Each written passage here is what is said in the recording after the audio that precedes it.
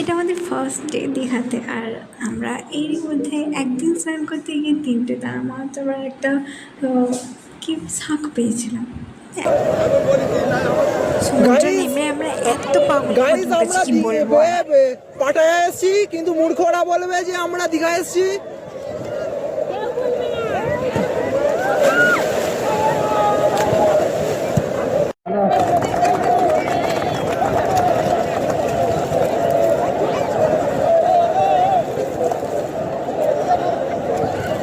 ওটা পাঞ্ছি।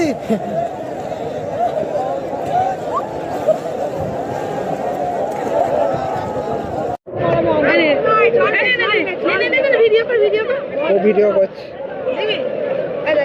চলছে জল দে জল দে ওরা কোনো এরকম করে ধরো।